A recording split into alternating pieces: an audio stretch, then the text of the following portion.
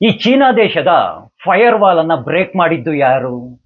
ಇಷ್ಟು ದಿನಗಳ ಕಾಲ ಈ ಗುಲಾಮ ಪಡೆಗಳ ಸ್ವರ್ಗದ ದೇಶವಾಗಿದ್ದಂತಹ ಚೀನಾ ದೇಶದ ಅಸಹ್ಯ ತರಿಸುವಂತಹ ವಲಸು ಜಾತಿ ವ್ಯವಸ್ಥೆಯೆಲ್ಲ ಅದು ಹೇಗೆ ಜಗತ್ತಿನ ಮುಂದೆ ಎಕ್ಸ್ಪೋಸ್ ಆಯಿತು? ಚೀನಾದಲ್ಲಿ ಮೇಲ್ಜಾತಿಯವರು ಮಾತ್ರ ಯಾಕೆ ಅಧ್ಯಕ್ಷರಾಗಬೇಕು, ಕೆಳಜಾತಿಯವರು ಯಾಕೆ ಅಧ್ಯಕ್ಷರಾಗೋದಿಲ್ಲ? ಭಾರತದ ವಿರುದ್ಧವಾಗಿ ಚೀನಾ ಅದು ಹೇಗೆಲ್ಲ ಡಿಜಿಟಲ್ ವಾರನ್ನ ಮಾಡ್ತಾ ಇತ್ತು? ಇಷ್ಟು ವರ್ಷಗಳ ಕಾಲ ಚೀನಾ ತನ್ನಲ್ಲಿರುವಂತಹ ಗಲೀಜನ್ನ, ಕೊಳಕನ್ನ, ವಲಸನ್ನ ಜಗತ್ತಿನ ಮುಂದೆ ಕಾಣದ ಹಾಗೆ ಅದು ಹೇಗೆಲ್ಲ ಕಾಪಾಡಿಕೊಂಡು ಬರ್ತಾ ಇತ್ತು ಅನ್ನುವಂತಹ ಕೆಲವೊಂದಷ್ಟು ವಿಷಯಗಳನ್ನ ತುಂಬಾ ತುಂಬಾ ಸಿಂಪಲ್ ಆಗಿ ಪ್ರತಿಯೊಬ್ಬರಿಗೂ ಅರ್ಥ ಆಗಬೇಕು ಆ ರೀತಿಯಾಗಿ ತಿಳಿಸುವಂತಹ ಪ್ರಯತ್ನವನ್ನ ಮಾಡ್ತೀನಿ. ನಾನು ಡೀಪ್ ಆಗಿ ಟೆಕ್ನಿಕಲ್ ಆಗೆಲ್ಲ ತುಂಬಾ ತುಂಬಾ ವಿಷಯಗಳನ್ನ ಹೇಳೋದಕ್ಕೆ ಹೋಗೋದಿಲ್ಲ. ಈ ಚೀನಾದಂತಹ ದೇಶಗಳು ತಮ್ಮ ಸೆಕ್ಯೂರಿಟಿಗಾಗಿ ನೇಷನ್ ಫೈರ್ ವಾಲ್ಗಳನ್ನ ಬಳಕೆಯನ್ನ ಮಾಡ್ತವೆ.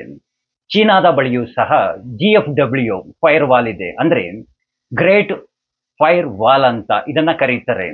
ಇದನ್ನ ಯಾಕೆ ಬಳಕೆಯನ್ನ ಮಾಡ್ಕೊಳ್ತಾರೆ? ನೆಟ್ವರ್ಕ್ ಟ್ರಾಫಿಕ್ ಅಂತ ಏನ್ ಹೇಳ್ತೀವಿ, ಈ ನೆಟ್ವರ್ಕ್ ಟ್ರಾಫಿಕ್ ಅನ್ನ ಕಂಟ್ರೋಲ್ ಮಾಡೋದಕ್ಕೆ, ಇನ್ಬೌಂಡ್ ಹಾಗೆ ಔಟ್ಬೌಂಡ್ ಡಾಟಾಗಳ ಮೇಲೆ ನಿಯಂತ್ರಣವನ್ನ ಸಾಧಿಸೋದಕ್ಕೆ.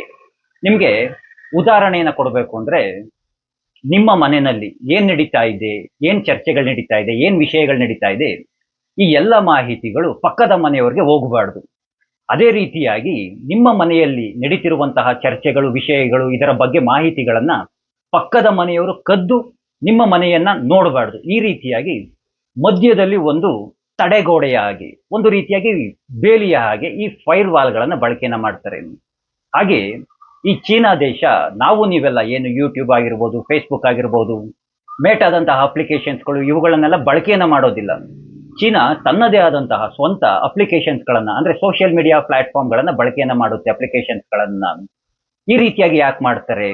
ತನ್ನಲ್ಲಿರುವಂತಹ ಗಲೀಜು, ವಲಸು, ತನ್ನಲ್ಲಿರುವಂತಹ ಮಾಹಿತಿಗಳು ಹೊರ ಪ್ರಪಂಚಕ್ಕೆ ಹೋಗಬಾರ್ದು, ತನ್ನ ಬಂಡವಾಳ ಹೊರ ಪ್ರಪಂಚಕ್ಕೆ ತಿಳಿಬಾರ್ದು ಅಂತ.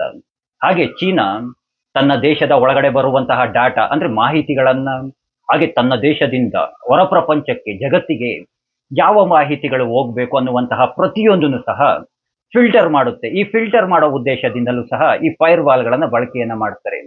ಈ ನಮ್ಮ ದೇಶದಲ್ಲಿ, ನಮ್ಮ ದೇಶದ ಗಲೀಜನ್ನ, ವಲಸನ್ನೆಲ್ಲ ನಾವೆಲ್ಲ ಸೋಷಿಯಲ್ ಮೀಡಿಯಾದಲ್ಲಿ ತೆಗೆದುಬಿಟ್ಟು ಹಾಕ್ತಿವಲ್ಲ, ಯೂಟ್ಯೂಬ್ ಅಲ್ಲಿ, ಫೇಸ್ಬುಕ್ ಅಲ್ಲಿ, ಆ ರೀತಿಯಾಗೆಲ್ಲ ಅಲ್ಲಿನ ಗಲೀಜು ವಲಸನ್ನ ತೆಗೆದುಬಿಟ್ಟು ಹಾಕೋದಕ್ಕೆ ಸಾಧ್ಯವಿಲ್ಲ.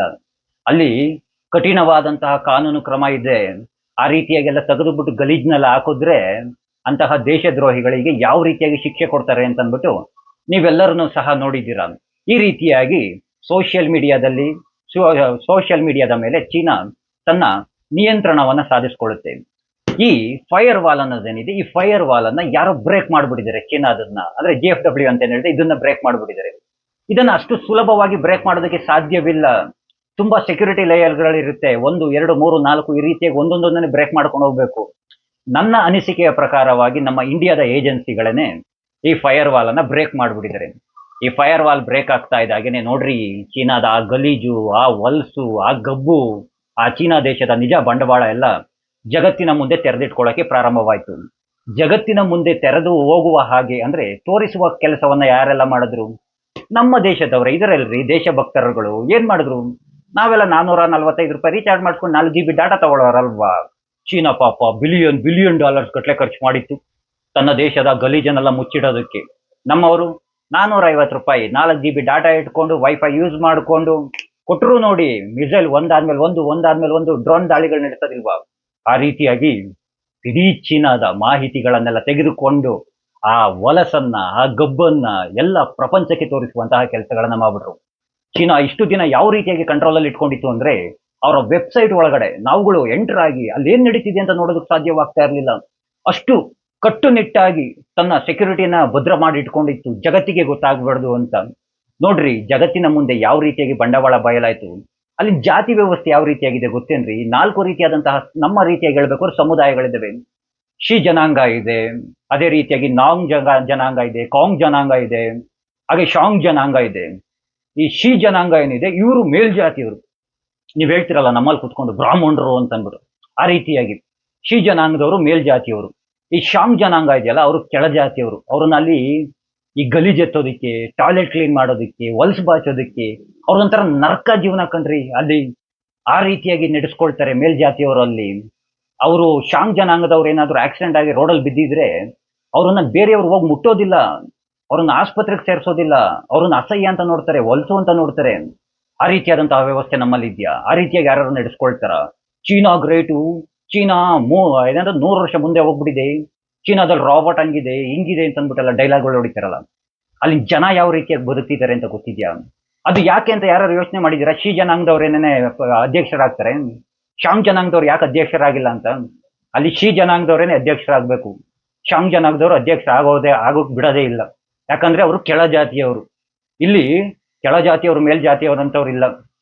ಕೆಳ ಜಾತಿಯವರು ಅಂತ ಯಾರನ್ನೆಲ್ಲ ಕರೆಸ್ಕೊಳ್ತಾರೋ ಅವರೇನೆ ರಾಷ್ಟ್ರಪತಿಗಳಾಗಿದ್ದಾರೆ. ಇಲ್ಲಿ ಹೇಳ್ತಾರಲ್ಲ ಬುರುಡೆ ಭಾಷಣಗಳನ್ನ ಬಿಟ್ಕೊಂಡು ಹಾಗೆ ಹೀಗೆ ಅಂತ. ಈ ಚೀನಾ ಅದು ಹೇಗೆಲ್ಲ ಡಿಜಿಟಲ್ ವಾರ್ನ ಮಾಡ್ತಿತ್ತು ಅಂದ್ರೆ ನಮ್ಮ ದೇಶದ ವಿರುದ್ಧವಾಗಿ ಯಾವ ರೀತಿಯಾಗಿ ಮಾಡ್ತಾ ಇದ್ರು ಅಂದ್ರೆ, ಈ ಬಾಟ್ ನೆಟ್ವರ್ಕ್ಸ್ ಅಂತ ಕರಿತೀವಿ. ಅಂದ್ರೆ ಒಂದು ಪೇಯ್ಡ್ ಅಕೌಂಟ್ಸ್ಗಳ ಮೂಲಕವಾಗಿ ಬಾಂಗ್ಲಾದು ಆಗಿರ್ಬೋದು ಜನಗಳ ಪ್ರಜೆಗಳನ್ನ ಬಳಕೆಯನ್ನ ಮಾಡಿಕೊಂಡು, ಹಾಗೆ ಪಾಕಿಸ್ತಾನದ ಪ್ರಜೆಗಳನ್ನ ಬಳಕೆಯನ್ನ ಮಾಡಿಕೊಂಡು ನಮ್ಮ ದೇಶದವರೇನೆ ಎಷ್ಟೋ ಜನ ಕೈ ಸಹ ಜೋಡಿಸಿದ್ದಾರೆ. ನಮ್ಮ ದೇಶದಲ್ಲಿರುವಂತಹ ಗಲೀಜು ತರಿಸುವಂತಹ ಅಂದ್ರೆ ಕೊಳಕು ಪ್ರದೇಶಗಳ ವಿಡಿಯೋಗಳನ್ನು ತಗೊಳ್ಳೋದು. ಪ್ರಪಂಚದ ಮುಂದೆ ಭಾರತ ಇಷ್ಟೊಂದು ಗಲೀಜಾಗಿದೆ, ಡರ್ಟಿ ದೇಶ ಅಂತ ಅಂದ್ರೆ ಭಾರತ. ಆ ದೇಶಕ್ಕೆ ಪ್ರವಾಸಕ್ಕೆ ಹೋಗಬೇಡಿ, ಅಲ್ಲಿ ಸೇಫ್ ಇಲ್ಲ, ಹೆಣ್ಮಕ್ಳಿಗೆ ಭದ್ರತೆ ಇಲ್ಲ, ಈ ರೀತಿಯಾಗೆಲ್ಲ ಜಗತ್ತಿನ ಮುಂದೆ ತೋರಿಸುವಂತಹ ಕೆಲಸವನ್ನ ಚೀನಾ ತುಂಬಾ ವರ್ಷಗಳಿಂದ ತುಂಬಾ ಚೆನ್ನಾಗೇನೆ ಮಾಡ್ಕೊಂಡ್ ಬರ್ತಾ ಇತ್ತು. ಇದಕ್ಕೆ ಕೈ ಜೋಡಿಸಿರಂತಹದ್ದು ನಮ್ಮವರೇನೇನೆ. ದಯಮಾಡಿ ನಾನು ನಿಮ್ಮ ಬಳಿ ಕೇಳ್ಕೊಳ್ಳುವಂತಹದ್ದು, ನಮ್ಮ ದೇಶದ ಒಳ್ಳೆಯ ವಿಚಾರಗಳನ್ನ ಸೋಷಿಯಲ್ ಮೀಡಿಯಾದಲ್ಲಿ ಹಾಕಿ ನಮ್ಮವ್ರು ಹಾಕೋದೇನು ಅಂತ ನೋಡಿದ್ದೀರಾ? ಇಂಡಿಯಾದ ವೆಬ್ಸೈಟ್ಗಳಿಗೆ ಹೋಗ್ಬಿಟ್ಟು ಹುಡುಕಿ ನೀವು ಸುಮ್ಮನೆ ಹಾಗೇನೆ. ಅದು ಎಷ್ಟಿದಾವೆ ಗೊತ್ತೇನ್ರಿ? ನಮ್ಮ ದೇಶದ ಗಲೀಜನೆ ತುಂಬಿಡಿದ್ದಾರೆ ಕಣ್ರಿ ನಮ್ಮ ಪ್ರಜೆಗಳನ್ನೇನೆ. ನೀವು ಅಮೆರಿಕಾದ ಒಂದಷ್ಟು ಗಲೀಜು ಪ್ರದೇಶದ ವಿಡಿಯೋಗಳನ್ನ ಸೋಷಿಯಲ್ ಮೀಡಿಯಾದಲ್ಲಿ ಶೇರ್ ಮಾಡಿ, ಮೇಟಾ ಆಟೋಮೆಟಿಕ್ ಆಗಿ ಅದನ್ನು ರಿಮೂವ್ ಮಾಡುತ್ತೆ. ಯೂಟ್ಯೂಬ್ ಅಲ್ಲಿ ಅದನ್ನು ಸಹ ರಿಮೂವ್ ಆಗುತ್ತೆ. ಹಾಗಾಗಿನೇ ಈ ನಮ್ಮ ದೇಶದ ಇನ್ಫ್ಲೂಯೆನ್ಸರ್ಗಳಿದಾರಲ್ಲ ಕೆಲವೊಂದಷ್ಟು ಜನ, ನಾನು ಚೀನಾಗ್ ಹೋಗಿದ್ದೆ, ನಾನು ಇಲ್ಲೋಗಿದ್ದೆ ಅಂತ ಹೇಳ್ಕೊಳ್ತಾರಲ್ಲ, ಅಂತವರೆಲ್ಲ ಅಲ್ಲಿನ ಗಲೀಜನ್ನ ತೋರಿಸುವಂತಹ ಕೆಲಸವನ್ನೇ ಮಾಡೋದಿಲ್ಲ. ಅಲ್ಲಿನ ಗಲೀಜನ್ನ ತೋರಿಸಿದ್ರು ಸಹ ಅವು ಸೋಷಿಯಲ್ ಮೀಡಿಯಾದಲ್ಲಿ ಉಳ್ಕೊಳ್ಳೋದಿಲ್ಲ. ಹಾಗಾಗಿನೇ ಎಲ್ಲಿ ಅಕೌಂಟ್ ಬ್ಲಾಕ್ ಆಗ್ಬಿಡುತ್ತೋ ಅಂತ ಬುದ್ಧಿವಂತರುಗಳು ಹೊರ ದೇಶದ ಗಲೀಜನ್ನ ಸೋಷಿಯಲ್ ಮೀಡಿಯಾದಲ್ಲಿ ಹಾಕೋದಕ್ಕೆ ಹೋಗೋದೇ ಇಲ್ಲ. ದಯಮಾಡಿ ನಮ್ಮವರು ತುಂಬಾ ಜನ ಇದ್ದಾರೆ, ಕ್ರಿಯೇಟರ್ಸ್ಗಳು ನಮ್ಮ ದೇಶದಲ್ಲಿರುವಂತಹ ಒಳ್ಳೊಳ್ಳೆ ವಿಷಯಗಳನ್ನ, ಒಳ್ಳೊಳ್ಳೆ ಸುಂದರವಾದಂತಹ ಜಾಗಗಳನ್ನ ಎಕ್ಸ್ಪ್ಲೋರ್ ಮಾಡಿ ಜಗತ್ತಿಗೆ ತೋರಿಸಿ ನಮ್ಮ ದೇಶ ಹೀಗಿದೆ ಅಂತ ಹೇಳಿ. ಅದು ಯಾಕೆ ಗಲೀಜನ್ನೇ ತೋರಿಸ್ಬೇಕು? ಗಲೀಜುಗಳನ್ನೇ ಜಗತ್ತಿಗೆ ಮುಂದೆ ತೆರೆದಿಡಬೇಕು ನೀವುಗಳು? ದಯಮಾಡಿ ಇಂತಹ ಕೆಲಸಗಳನ್ನ ಮಾಡೋದಕ್ಕೆ ಹೋಗ್ಬೇಡಿ. ಚೀನಾ ನೋಡೋದಕ್ಕೆ ಚೆನ್ನಾಗಿ ಕಾಣಿಸ್ಬೋದು ಕೆಲವೊಂದಷ್ಟು ಪ್ರದೇಶಗಳು, ನಮ್ಮಲ್ಲೂ ಇದಾವೆ ನೋಡೋದು ಚೆನ್ನಾಗಿರುವಂತಹ ಪ್ರದೇಶಗಳು, ಗಲೀಜು ಪ್ರದೇಶಗಳು ಸಹ ಇದಾವೆ. ಒಂದು ಮಾತನ್ನ ತಿಳ್ಕೊಳ್ಳಿ, ಪ್ರತಿಯೊಬ್ಬ ವ್ಯಕ್ತಿಗೂ 2 ಮುಖ ಇರುತ್ತೆ.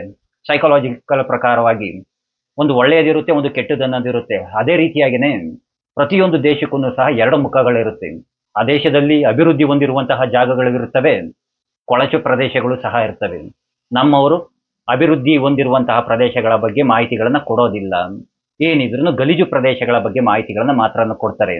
ಆ ದೇಶವನ್ನ ನೋಡ್ ಕಲೀರಿ. ಅವರು ಅಭಿವೃದ್ಧಿ ಹೊಂದಿರುವಂತಹ ಜಾಗಗಳ ಬಗ್ಗೆ ನನ್ನ ದೇಶ ಹೀಗಿದೆ ಅಂತ ಅಂದ್ಬಿಟ್ಟು ತೋರಿಸುವಂತಹ ಕೆಲಸಗಳನ್ನ ಮಾಡ್ತಾರೆ. ಅಲ್ಲಿರುವಂತಹ ಹೊಲಸನ್ನ ತೋರಿಸುವಂತಹ ಕೆಲಸಗಳನ್ನ ಮಾಡೋದಿಲ್ಲ ಅಂತ ಹೇಳ್ತಾ, ಇದಿಷ್ಟು ಚೀನಾದ ಬಂಡವಾಳ ನಾನು ವಿಡಿಯೋಗಳು ಸಮೇತ ತೋರಿಸಿ ಹೇಳ್ತಾ ಇದ್ದೆ. ಬಟ್ ನನ್ನ ಅಕೌಂಟನ್ನು ನಾನು ಸಹ ಸೇಫ್ ಆಗಿ ಇಟ್ಕೊಳ್ಬೇಕು. ಹಾಗಾಗಿ ಆ ವಿಡಿಯೋಗಳನ್ನೆಲ್ಲ ತೋರ್ಸೋದಕ್ಕಾಗೋದಿಲ್ಲ. ಸೋಷಿಯಲ್ ಮೀಡಿಯಾದಲ್ಲಿ ನಿಮಗೇನೆ ಸಿಗ್ತವೆ, ನೋಡಿ, ಎಂಜಾಯ್ ಮಾಡಿ. ಅಲ್ಲಿನ ಜನ ಎಷ್ಟು ಅಸಹ್ಯವಾಗಿ ಬದುಕ್ತಿದ್ದಾರೆ, ಎಂತಹ ನರಕ ಜೀವನವನ್ನ ಮಾಡ್ತಾ ಇದ್ದಾರೆ ಅಂತ ನೀವೇ ಅರ್ಥವನ್ನ ಮಾಡ್ಕೊಳ್ಳಿ. ನಂತರ ನೀವೇ ಹೇಳ್ತೀರಾ, ಅಬ್ಬಾ ನನ್ನ ದೇಶದಲ್ಲಿ ನಾನು ಆರಾಮಾಗಿದ್ದೀನಿ ಕಣಪ್ಪ, ನನ್ನ ಭಾರತ ದೇಶ ಸ್ವರ್ಗ ದೇಶ ಅಂತ ನೀವೇನೇ ಹೇಳ್ತೀರಾ ಅಂತ ಹೇಳ್ತಾ, ಆ ಕೃಷ್ಣ ನಿಮ್ಮೆಲ್ಲರಿಗೂ ಒಳ್ಳೆಯದನ್ನ ಮಾಡಲಿ. ಎಲ್ರಿಗೂ ಧನ್ಯವಾದಗಳು. ಜೈ ಶ್ರೀ ಕೃಷ್ಣ.